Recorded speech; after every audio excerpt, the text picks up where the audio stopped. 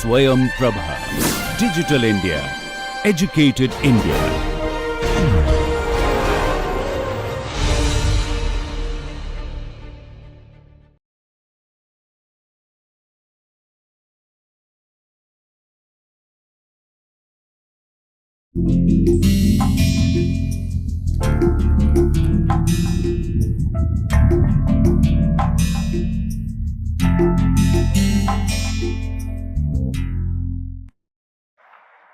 So friends,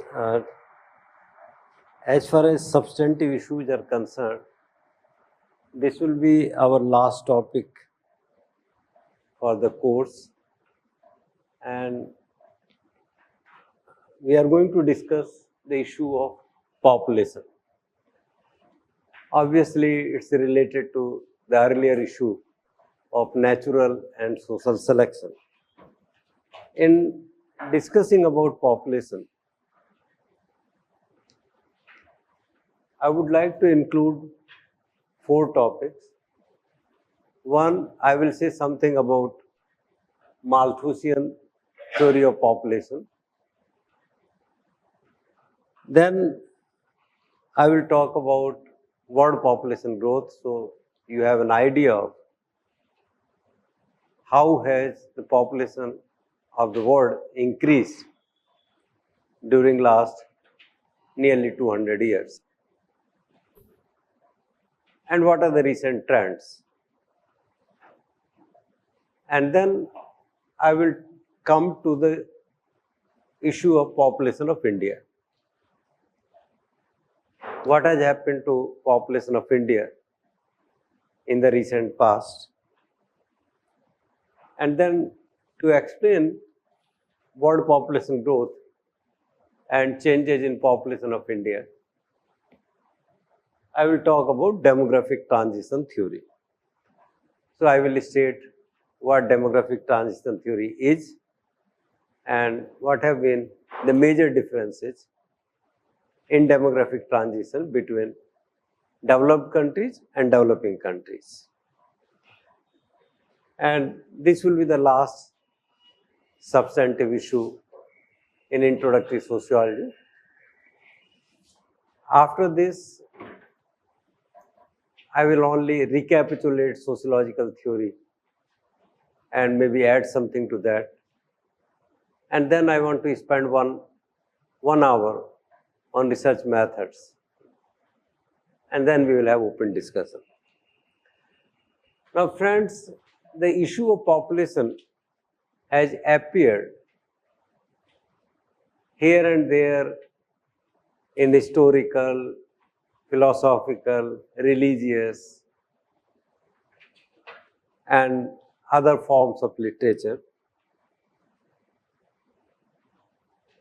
You do find reference to population in Indian religious literature also. And normally, large population is not considered to be good.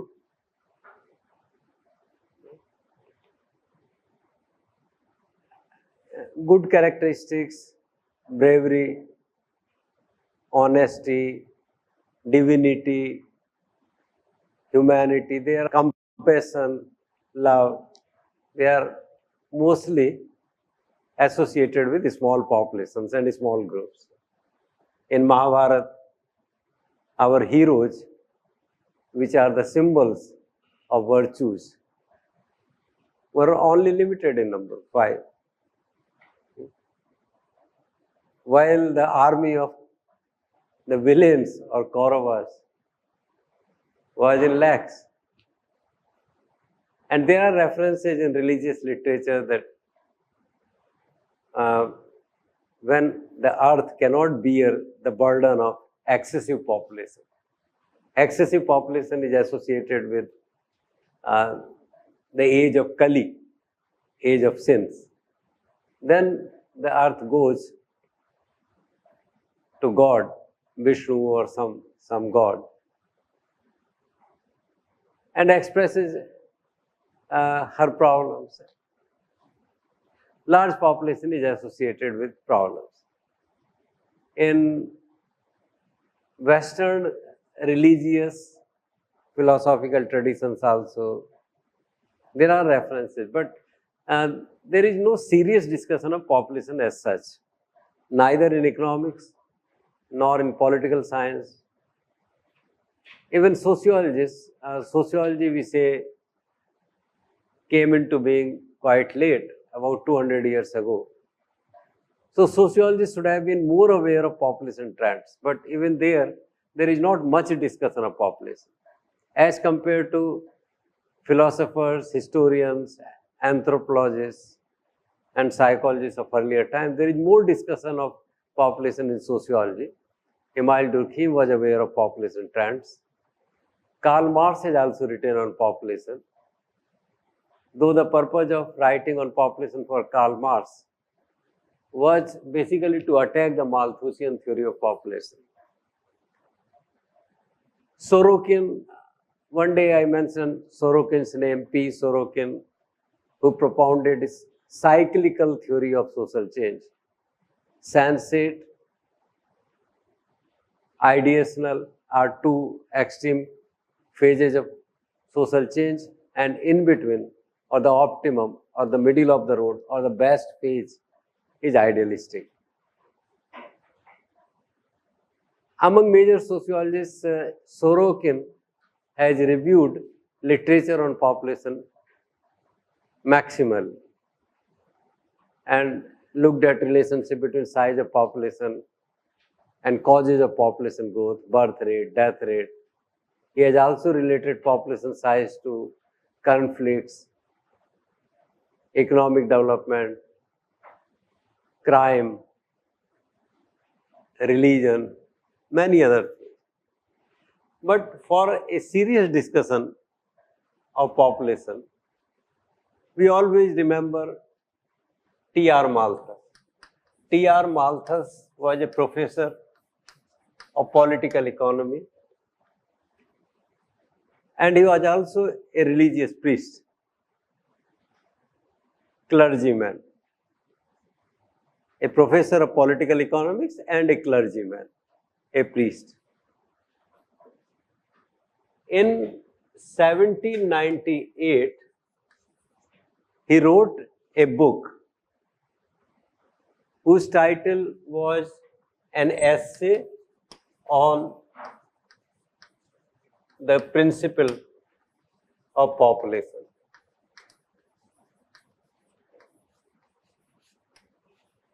Before Malthus wrote this essay, actually this essay is a full-length book.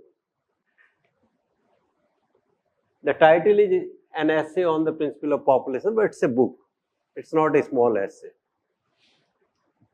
Before this, the position in the Western world was position on population. Then population and development go together. So population is good, population growth is good, population is conducive to development. And many philosophers had written that growth of population indicates peace, development, equilibrium, justice, things which can be called good. Growth of population indicates that something good is happening, that the society is free from war, conflicts, forces of disintegration are under control, and there is agricultural expansion, more food production, in general more economic development. They also believed that growth of population will lead to economic development. And the equations were worked out how population growth will lead to economic development. In this context, in 1798, T.R. Malthus wrote this essay. T.R. Malthus's family used to have visitors in the best intellectual circles of the country at that time. T.R. Malthus knew many intellectuals, philosophers, socialists, and developmentalists of his time because they used to visit his family. They were his father's friend. And T.R. Malthus had heard them. T.R. Malthus had seen that philosophers of that time, there were basically two tendencies at that time. One, a scientism, you can call it scientism. And another tendency among philosophers was a socialistic tendency. There were some who believed that development of science can solve all problems of mankind. That science will not only contribute to economic production, science will not only produce more. Science does not mean only technological development. Science also means that man will become more rational, more ascetic, more compassionate, more virtuous. And so in the age of science, all problems of mankind will be solved. That was the idea at that time. Some people who were great admirer of science, they even believed that a time will come when you do not have to depend on agricultural production at all. Man will not require food from agriculture. Maybe science will do something. Maybe something in the form of tablets. You just take one tablet and you are well fed. You get your hunger is satisfied and your nutritional needs are also satisfied. And those who will be of scientific bent of mind, when science develops, they believed, this was a belief that when science will develop further, then you can see realization or actualization of heaven on this planet Earth. Nobody will have any hatred towards anybody. Nobody will be jealous. Perhaps there will be no need because everybody will have plenty of everything. There will be no war, no passion, no conflict of any kind. Conflict over land, conflict over money, women, political conflicts, jealousy, hatred. Nothing. In the age of science, man will be perfect and all his needs will be satisfied.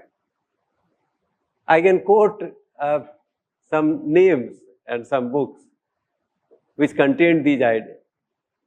People who produce this kind of idea, but that will take more time. So I am only in very, very brief terms suggesting what was the background in which Malthus wrote this essay.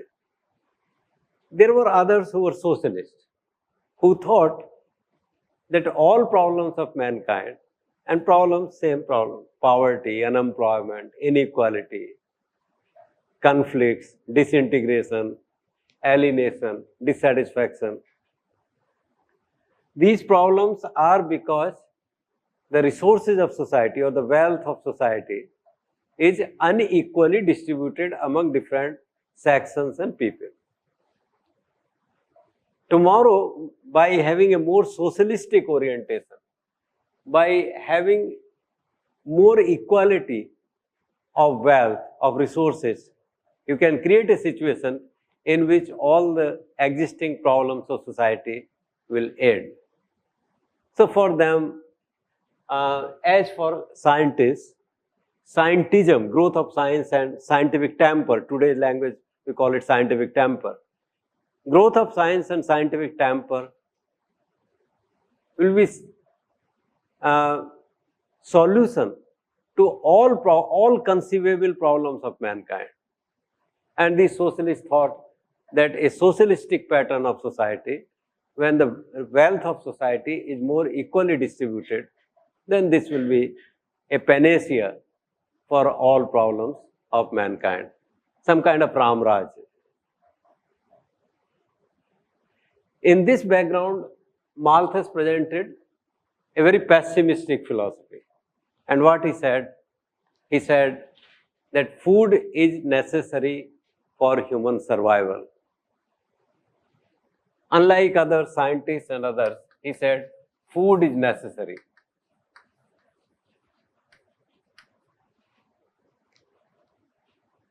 And second, he said that passion between sexes will also remain same.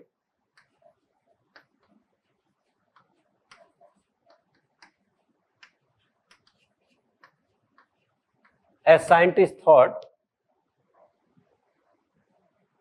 that a scientifically rational, more advanced, more conscious persons will lose passion for sex. They will be more ascetic kind. Man will become embodiment of virtues. But Malthus said no. In his book, he argues that passion between sexes will also remain same. And as a consequence of that, he says that population or a tendency in human population to grow, means population growth, will be faster than the means of subsistence. Population will grow faster than means of subsistence. And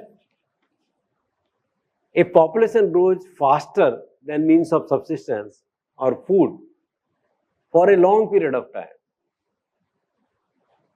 then there is an imbalance, and this imbalance keeps on increasing day by day, year by year, decade by decade. Imbalance between population and food keeps on increasing, and that imbalance cannot continue indefinitely. So sometime the population will be checked, and how population will be checked? Population can be checked either if mankind exercises restraint on fertility or childbirth, or there are forces, natural forces, or maybe social forces also, which lead to higher death rate. So either birth rate declines or death rate increases. And in both the cases, Malthus said that in both the cases, there is suffering, misery.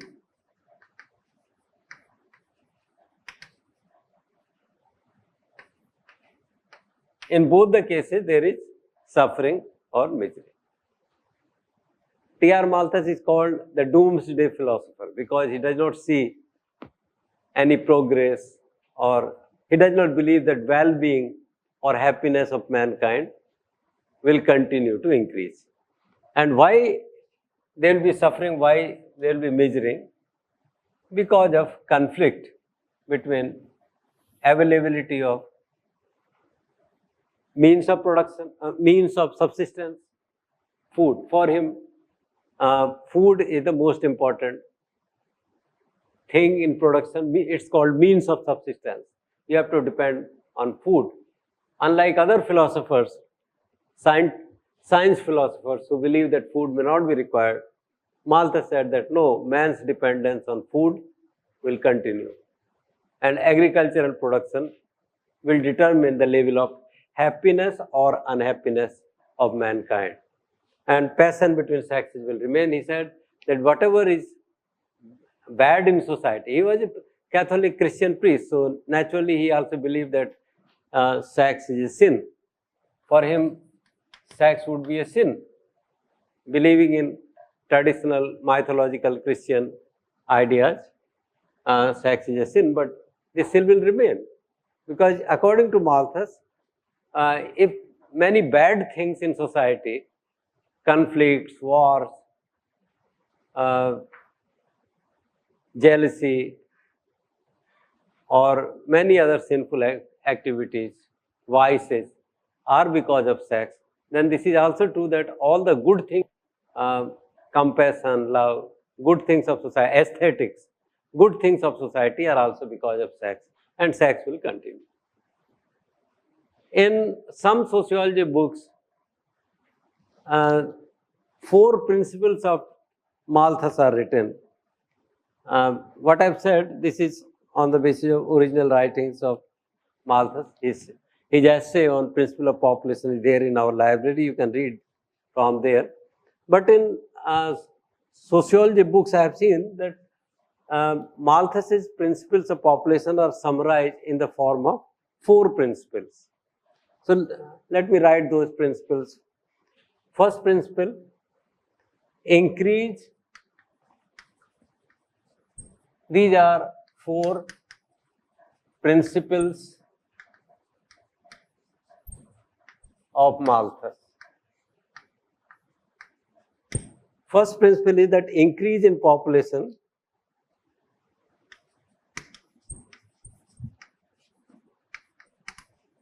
is limited by means of subsistence. That means population cannot increase indefinitely. Population growth is limited, increase in population is limited by means of subsistence. At a given level of means of subsistence, there is a population, maximum population that can survive. If population goes beyond that point, then it will lead to more deaths. What form deaths will take, that's a different issue, but it will take to a situation when more deaths occur. Death rate rises. Population increases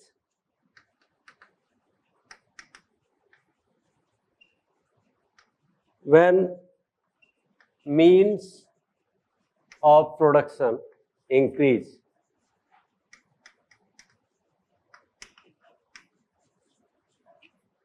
And third principle is that population, if left unchecked,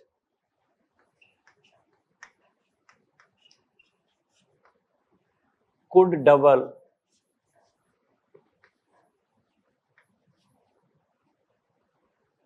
itself every 25 years.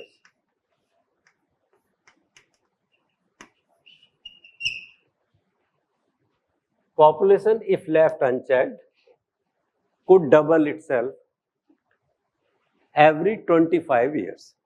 And fourth principle, population is kept under check by moral restraints,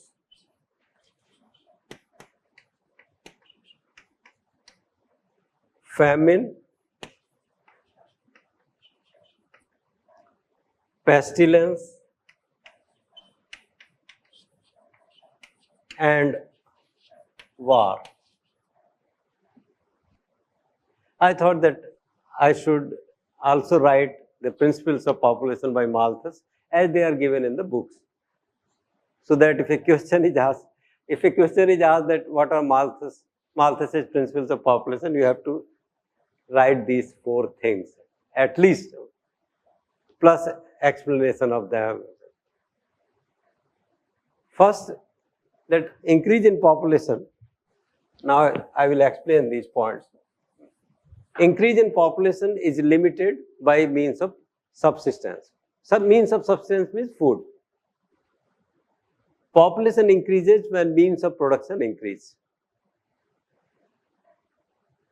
So if there is less food, if agricultural productivity is less, if wheat, paddy, pulses are produced less, if fruits are produced less, vegetables are produced less, then population is also less.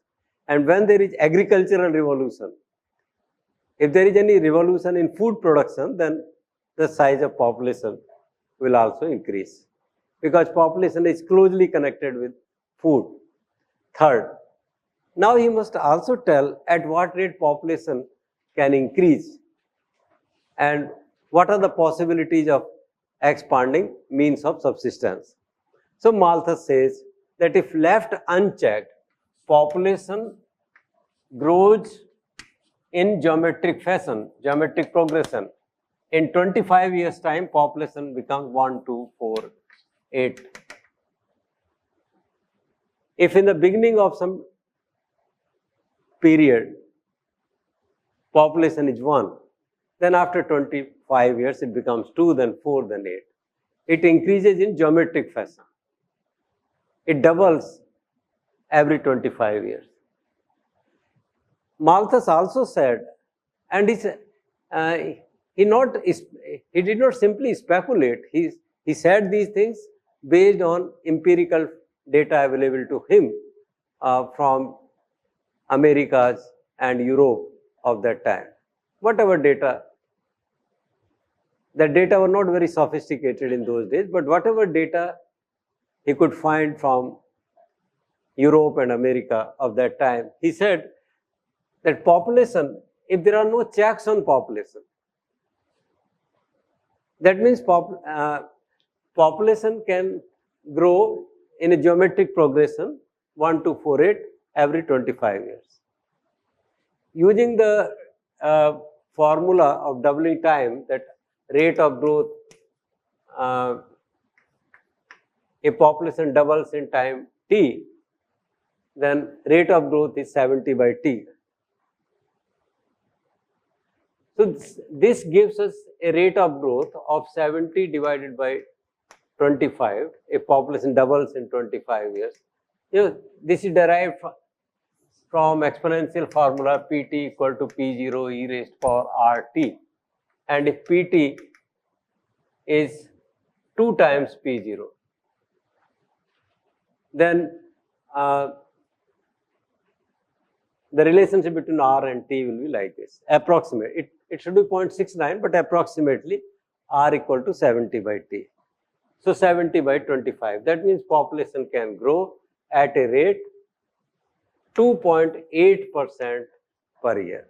Malthus predicted that in most favorable circumstances, not always, in favorable circumstances when checks on population, if population is left unchecked, population can be checked through family planning program, through communication, westernization, modernization, education, development can make people more rational and they start having less number of children. That's a different issue. If there is no check on population, if there is no check through control of births and also no check on population due to high infant mortality, female infanticide, sati, wars, pestilences, if there are no checks on population of any type, then the population can rise at such a fast rate as 2.8% per year. This was Malthus's prediction, that population grows in geometric progression. Food in best possible circumstances can grow only in arithmetic progression. So 1, 2, 3, 4, like that. Population can grow in geometric progression, and in these time intervals, 25 years time interval, food can increase, means of subsistence can increase only in arithmetic progression. That is also not always, but in best possible circumstances. When there is more land for expansion of agriculture, when there is proper technological development on the field of agriculture, when there is no scarcity of capital or labor, then food can, means of production can increase only in arithmetic progression. Now, that means the gap between population and food will continue to increase. But it cannot increase indefinitely. The law of nature is, he said that this law of population growth is valid for all plants, animals, including human beings. No one can escape the law of population. And providing a critique of scientific and socialistic theories of his time, he said no fancied equality of any kind, no institutional change, no amounts of socialism or communism can ever distort this law of population. Maybe for a few years, maybe for a decade, you can improve people's condition, by practicing socialism, but not in the long run. In the long run, the level of well-being of human society depends on the working of this formula on population. He's called a doomsday philosopher. Now, how will this imbalance between population and food be checked? It can be checked through moral restraints. Since he was a Christian priest, so he would not think of any other thing to control births. He can think only of moral restraints. And since in Christianity, celibacy or brahmacharya, celibacy is defined as one of the highest virtues. So Malthus said that moral restraints, people do not marry, and if they marry, they live the life of brahmacharis. They do not go for sexual intercourse. Celibacy, rise in age of marriage, a large number of women or men, proportion of women and men not marrying at all, and if they marry, not indulging in sexual activity. These are moral restraints, and population must be checked by exercising moral restraints. This also comes under what he called preventive checks. So man is able, because man is rational, so man is able to think of preventive check.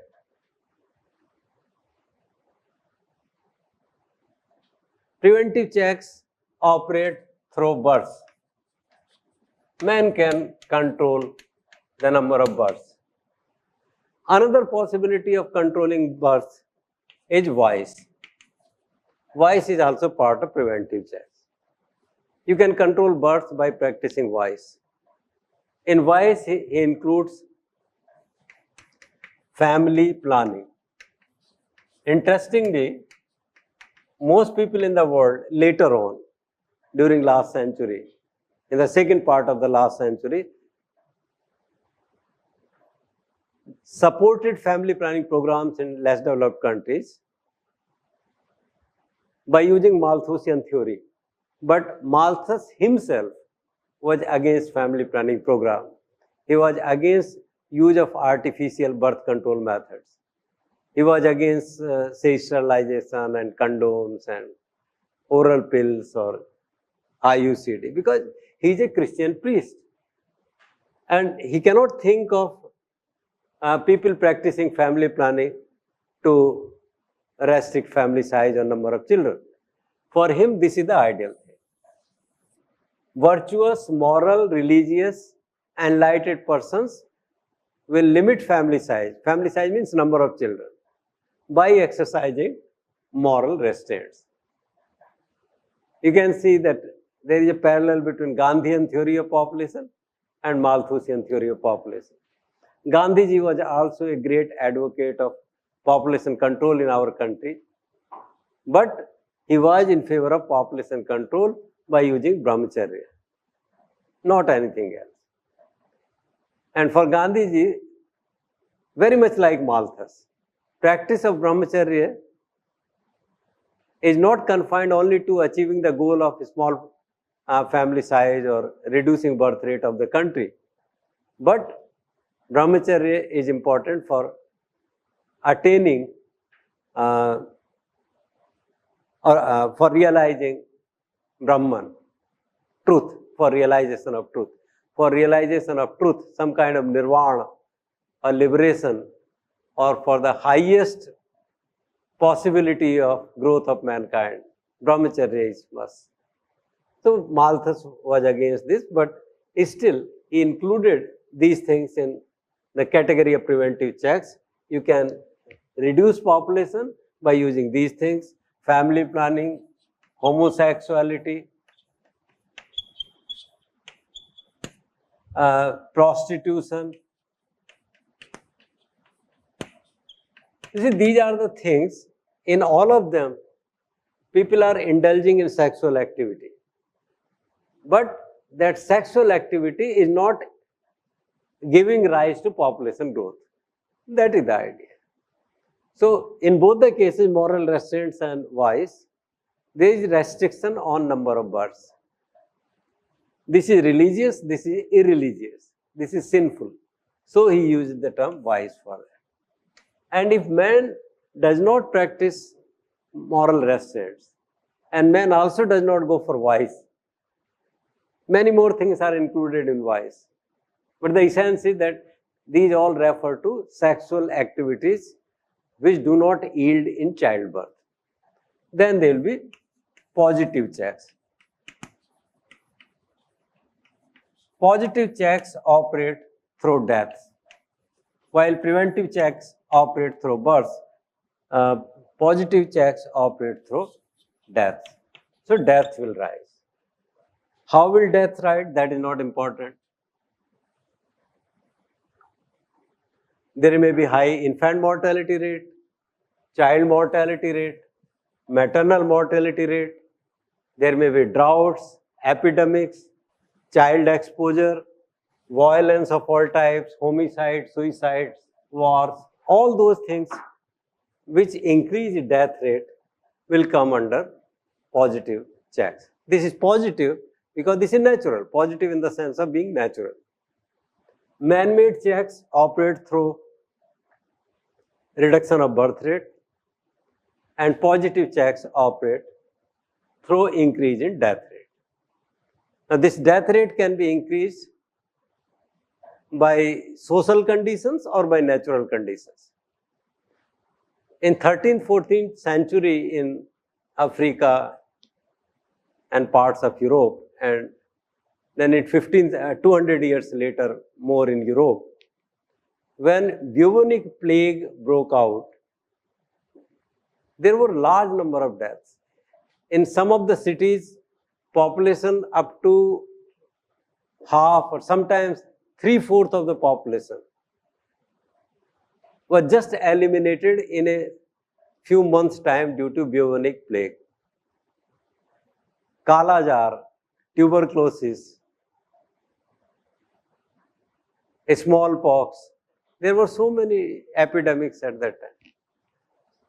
And Malthus was saying that if the food population balance is disturbed, then either man should do something to regain the balance, or the nature will do something, or such social conditions will be created because of imbalance between population and food that the death rates will rise. This includes both natural factors like epidemics, droughts, excessive rainfall, shortage of rainfall, and wars and conflicts, and all those social conditions which increase the death rate. People may invent new norms, new institutions, which will create more deaths. Female infanticide, sati, child exposure in China. Children were just they were just abandoned to die. This was called child exposure. After birth, children were just thrown away.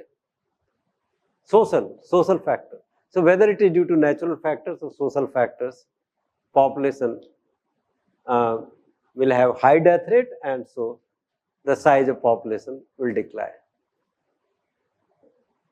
This was Malthus.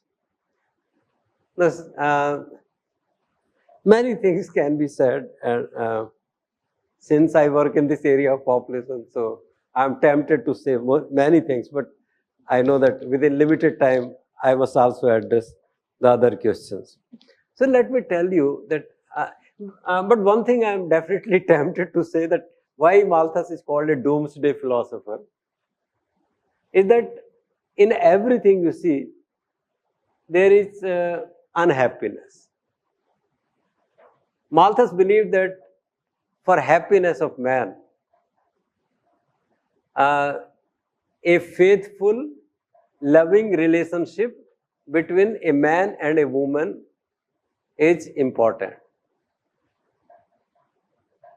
A man or a woman can be happy only in faithful and loving relationship, which includes sex. Now, the things which he is prescribing, moral restraints, according to Malthus, this is good for maintaining a balance between food and population. But moral restraint will make man unhappy. Vice obviously makes man unhappy. And death, wars, pestilences, they are also factors of unhappiness, which means that man can never be happy. Malthus, contradicting the ideas of scientists and socialists, Malthus said that he is not very hopeful of a good future of mankind, because there is a natural law of population which operates on plants, animals, men, all living beings. And the law of population is that population has a tendency to grow faster than means of subsistence available to it. So man will never be happy. Man will either exercise moral restraint or vice, and if none, then positive checks follow. So this is Malthus's principle of population. And this essay was published anonymously. Malthus was very much afraid of reactions to such ideas, so he did not write his name. Only later people came to know that there is some priest, T.R. Malthus, Thomas Robert Malthus, who wrote this essay. And there was so much pressure on Malthus to defend his position that this became his mission of life, and he continued to work in this field of population throughout his life and published more than 6 editions of this essay, of this book, by revising data, arguments, by collecting more statistics, by trying to understand more the issues of population. The last edition was published after his death. But his basic position remained same, that man can never be happy because the law of population operates. Now let us look at what has happened. This is a theory, but what exactly happened to human population? Can human population increase at such a rate? Now if we look at world population,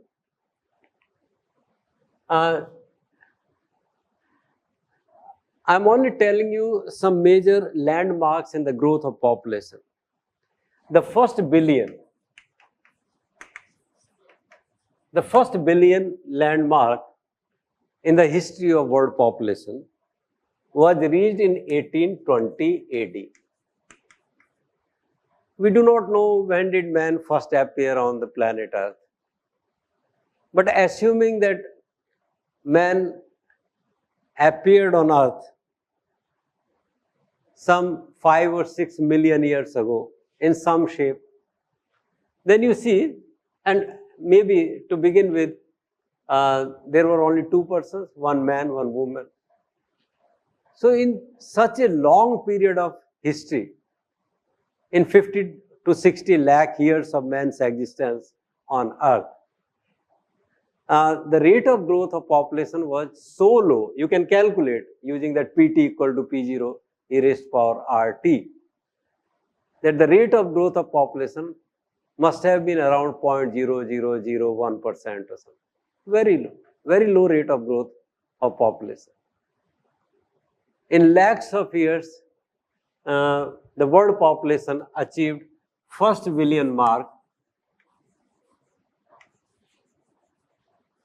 in 1820. And after that, the second billion in 1930.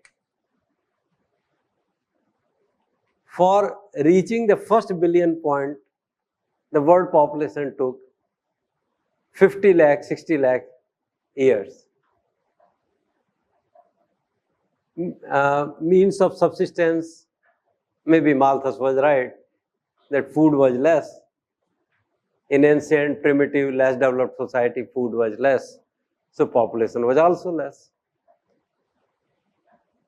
As development of society took place and there was more food, more agricultural production, more subsistence, so population started growing and it reached the first billion mark in 1820. The second mark was reached in 1930. Third billion mark was reached in 1960.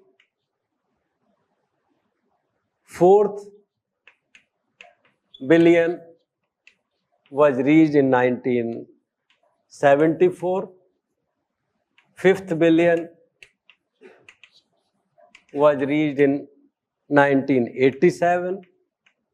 Sixth billion was reached in 1999. And today, in 2012, we have a population of around 7 billion. And there are predictions that our population will continue to increase.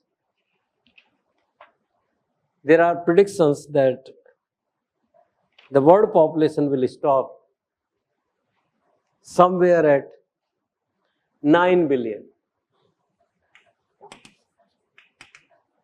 in year 2050. At present, the rate of growth of the world population is 1.2% per year.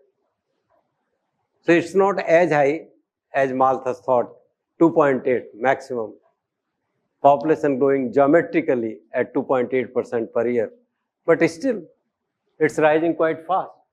1.2% means if there is no further decline in the growth rate of population, then 70 by 1.2, it takes about 60 years to double the population. If there is no further reduction in growth rate of population, then 60 years from now means in 2072, we will be 14 billion. But there are predictions that the rate of growth of world population is declining, and therefore we can stabilize at 9 billion in 2050. We will look into why did population increase at this rate. 1 billion, 50 lakh years. Second billion, only 130 years. 110 years, sorry. 110 years. Then only in 30 years. Then only 14 years. Then 13 years. Then 12 years. Almost every decade we are adding 1 billion population. Now this explains why after 1930, population growth became an issue in 19th century in Europe. But population growth became a real issue in the world, particularly in the context of developing countries after 1930, because this was the rate at which world population was growing, and largely due to growth of population in developing countries. I will stop this lecture by reading a paragraph from an interesting book. This is by Ramchandra Guha, India After Gandhi. Recently, Ramchandra Guha is a sociologist. Some of you may have heard his name, a very prolific writer. And he wrote a book, India After Gandhi. He is quoting a demographer, Paul Ehrlich. Paul Ehrlich, a biologist from Stanford University. He wrote a book, Population Bomb, and he made a prediction that in 1970s, the world population will face crisis. Very negative description of what could happen to world population in 70s, 80s. It's horrifying. Now, Ramchandra Guha is quoting a few lines from Paul Ehrlich's book, and he writes, to quote, the respected Stanford biologist Paul Ehrlich wrote that while he had understood the population explosion intellectually for a long time, he came to understand it emotionally one stinging hot night in Delhi a couple of years ago. As his taxi crawled through the streets, he saw around him what he saw. Now Ramchandra Guha is quoting Paul Ehrlich. People eating. people washing, people sleeping, people visiting, people arguing and screaming, people thrusting their hands through the taxi window, begging, people defecating and urinating, people clinging to buses, people herding animals, people. Paul Ehrlich. He predicted that in 1970s in the world, including in the developed countries, there will be great crisis, starvation, deaths. And the title of his book, The Population Bomb, itself connotes that population is growing, population is exploding. We started using the term population explosion. For what happened to population during this period, we use the term population explosion. That population is exploding. Population bomb is exploding. And Ehrlich said that the consequences of explosion of population bomb in the developing countries, and when these Westerners talk about developing countries, they refer most of the time to India, because India is one of the largest developing countries. So population bomb is exploding, and the consequences of this population bomb would be much more painful and for a prolonged period of time than the consequences of explosion of hydrogen bomb and nuclear bomb. When the atom bombs exploded in Japan, Hiroshima, Nagasaki, people died. But the pain was less because they died in seconds, in minutes, in days. In population bomb, when population bomb explodes in developing countries, people may not die immediately. They may die in 10 years, 20 years, 30 years. But suffering will be much more severe, and because of severity, intensity of suffering, wars, conflicts, food shortage, malnutrition, various types of diseases, infections, and due to shortage of food, fighting with each other, insecurity, the consequences of explosion of population bomb will be much more disastrous than the consequences of explosion of hydrogen bomb. This book became Paul Ehrlich's book, Population Bomb, became very famous, though today in 2012, very few people talk about such things, and I will explain what the reasons are in the next lecture.